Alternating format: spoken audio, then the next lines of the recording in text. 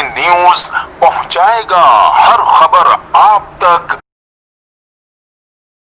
Karachi arts council of Pakistan Karachi और ज़मीन group के तावन से अल्लामा तालिब जौहरी की अदबी खिदमात पर आर्ट्स काउंसिल लॉबी में तकरीब का इनेकाद किया गया, जिसकी सदारत ताज हैदर ने की और निजामत के फ़राइज़ सैयद इब्रार हसन ने अंजाम दिए, जबकि इस्तकबालिया खुतबा मंसूर साहिर ने अपनी लिखी हुई नज़्म अल्लामा तालिब जौहरी के नाम पेश करते हुए किया। सदर आर्ट्स काउंसिल मोहम्मद अहमद शाह ने अपने ख्यालात का इजहार करते हुए कहा कि अल्लामा तालिब जौहरी का दुनिया से चले जाना बहुत बड़ा नुकसान है। मजहबी और अदबी हलकों में उनका बहुत बड़ा नाम था, वो बहुत अच्छे शायर भी थे। अल्लामा साहब ने जो भी काम किया कमाल का किया। उन्होंने कहा कि मैं समझता हूँ उनकी जिंदगी में जो पजीराई उन्हें मिलनी चाहिए थी वो ना मिल सकी, मगर अल्लामा तालिब जौहरी का नाम जब तक दुनिया बाकी है नुमाया रहेगा। सदर महफिल ताज हैदर ने कहा कि आज की तकरीब में शिरकत मेरे लिए बाइस इफ्तिखार है। अल्लामा तालिब जौहरी हर वक्त करबला और शहीदों का जिक्र करते रहते। अल्लामा साहब तहकीक करने में माहिर थे, उनकी तमाम तहकीकात हक और सच्चाई पर मबनी होती थी। उन्होंने दीन की खिदमत की और शायरी में उनकी मिसाल नहीं मिलती। कोरोना वबा के बारे में उन्होंने कहा कि